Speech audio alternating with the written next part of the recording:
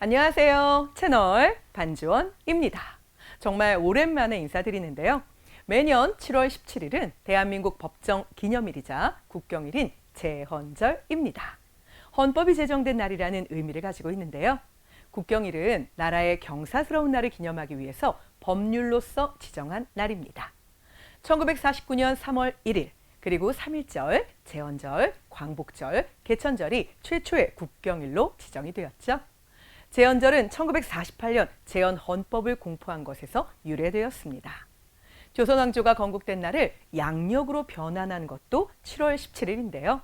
과거 역사와의 연속성을 두고 제헌헌법을 공포했다고 하니 더욱 의미가 깊다고 하겠죠. 제헌헌법이 공포되면서 헌법상 사법권의 독립이 보장되었습니다. 근대적인 사법체계를 갖추었고 그 중심에는 대법원이 있었죠. 대법원은 대한민국 최고의 법률기관으로 최종 판결을 내리는 곳이기도 합니다.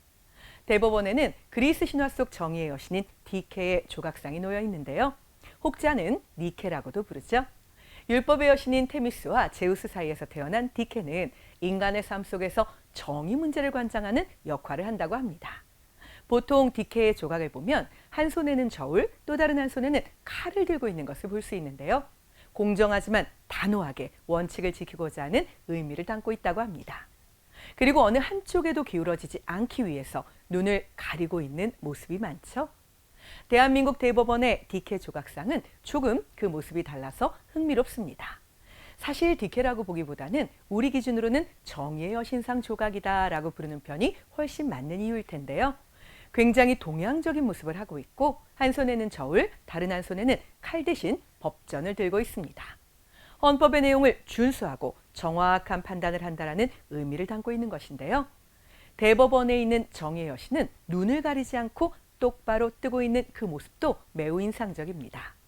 눈을 부릅뜨고 정확하게 범죄를 수사하겠다.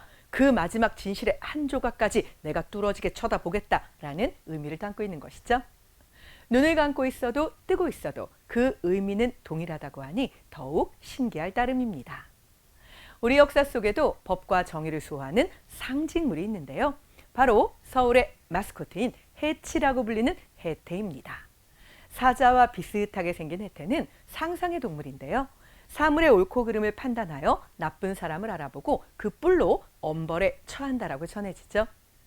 조선시대의 법을 집행하던 사헌부 관원들이 해치를 장식한 해치관을 썼다라고 하는데요. 경복궁 광화문 앞에 정의를 상징하는 해태상을 두고 관원들이 오가며 해태상 꼬리에 손을 얹어 마음을 바로잡는 풍속도 있었다고 하니 우리 조상들이 얼마나 법과 정의를 소중하게 여겼는지 또 한 번 알 수 있습니다. 오늘날에도 국회의사당, 대검찰청 등에서 바로 이 해태석상의 모습을 볼 수 있죠. 법과 규칙을 중요하게 여겼던 우리의 조상들. 과연 그 시작은 언제였을까요? 현재까지 전해지는 우리나라 최초의 법은 고조선 시대의 8조 법입니다.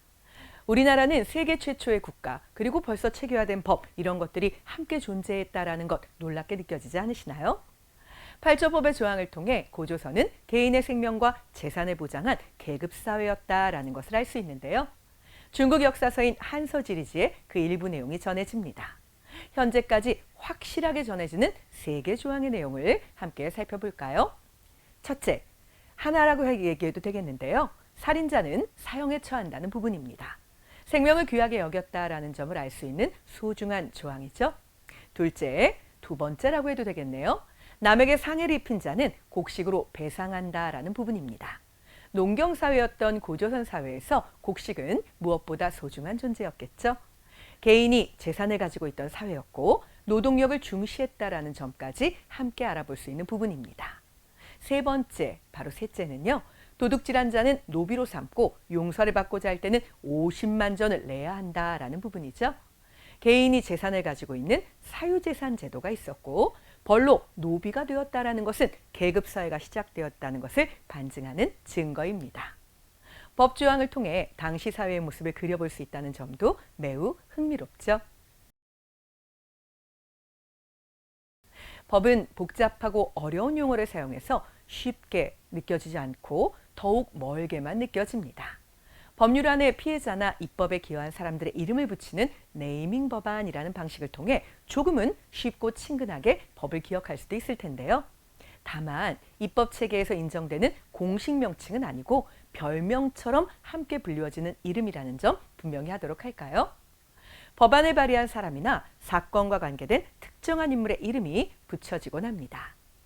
음주운전 기준 강화의 내용을 담고 있는 윤창호법 등이 대표적인데요. 만취 운전자가 몰던 차량에 치여 뇌사 상태에 빠졌다가 끝내 세상을 떠난 윤창호 씨의 사망 사건을 계기로 마련된 법안입니다. 정식 명칭은 특정범죄 가중처벌 등에 관한 법률 개정안인데요. 공직사회 기강 확립을 위한 법안에도 이런 이름이 붙는 경우가 있었죠. 정식 명칭은 부정청탁 및 금품 등 수수의 금지에 관한 법률인데 우리가 흔히 알고 있는 이름 바로 김영란법으로 불리게 되었습니다. 당시 국민권익위원회 김영란 위원장이 발의를 해서 그 이름이 붙게 되었는데요. 우리나라 최초의 여성 대법관으로도 널리 알려진 인물입니다. 금품 수수와 부정청탁 금지를 골자로 하는 이 법안은 대한민국 사회가 청렴해지는데 큰 공헌을 하고 있다라는 평가를 받고 있기도 하죠. 놀랍게도 조선시대에 오늘날 김영란법과 유사한 청탁금지법이 있었습니다. 바로 분경방지법이라고 불렸는데요. 분경은 분경추리의 준말로 벼슬을 얻기 위해 높은 관직자의 집을 드나들며 승진운동을 하던 것을 의미합니다. 즉 분경방지법은 벼슬 청탁을 금지하는 법이다라고 볼 수 있는 것이죠. 조선의 통치체제를 정리한 기본법전인 경국대전에도 분명하게 명시되어 있습니다. 2조 병조의 당상관, 이방 병방의 승지, 사헌부 사관원의 관원, 장례원 판결사 등의 집에 친가 8촌, 외가 6촌인의 혼인한 가문, 이웃사람 등이 아닌 사람의 출입을 금지한다.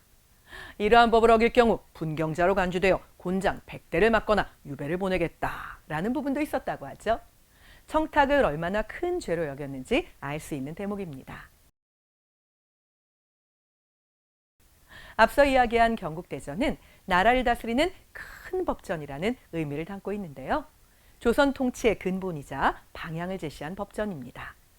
엄하기만 할 것 같았던 조선의 법전 속에도 백성을 위한 내용이 듬뿍 담겨 있는 부분도 있는데요. 여자 공노비가 임신을 하면 아이를 낳기 전 30일, 낳은 후 100일의 휴가를 준다. 남편은 아기가 태어난 후 보름간 쉬게 하겠다. 엄격한 성리학을 바탕으로 한 철저한 신분제 사회였던 조선의 편견을 깨는 법률이라고 아니할 수 없습니다. 바로 세종대왕 때 이야기되어 법으로까지 지정된 놀라운 사실이죠. 또한 집안이 가난해서 30살이 가깝도록 시집을 가지 못한 처녀가 있다면 국가에서 혼인 비용을 보내어 함께 시집을 보내주는 걸 도와주는 법도 있었다라고 하죠. 부모가 많이 아프거나 나이가 70세 이상이면 그 아들은 군대를 가지 않아도 되는 이런 법도 있었다고 합니다. 조선 사회는 인권을 존중하는 국가였다라는 것을 알 수 있는데요. 전근대 국가였지만 가장 낮은 지위에 있던 백성을 보호했던 법 속의 인간미, 조금은 느껴지지 않으시나요? 오늘은 딱딱하고 무겁게 느껴지던 법에 대해 역사와 연결하여 다시 한번 살펴보았습니다. 알고 보면 재미있는 이야기도 많이 숨어 있는데요. 조금은 법이 가깝게 다가오는 느낌 느끼셨나요? 법은 많은 사람들이 함께 살아가기 위해 꼭 필요한 약속입니다. 고대 로마의 철학자 아우구스티누스는 다음과 같은 말을 남겼죠. 자유는 법률의 보호를 받아 처음으로 성립한다. 이 세상에 법 외에 자유가 있을 수 없다. 대한민국 헌법 1장 1조를 알고 계신가요? 대한민국의 주권은 국민에게 있고 모든 권력은 국민으로부터 나온다. 민주주의 국가에서 국민의 권리와 자유를 위해 법이 악용되지 않기를 다시 한번 바라봅니다. 채널 반지원도 더욱 다양한 주제와 함께 여러분을 찾아오겠습니다. 오늘도 구독, 좋아요, 알람 설정 해주실 건가요? 오늘도 역시나 들어주셔서 감사했습니다. 다음 시간에 다시 볼게요.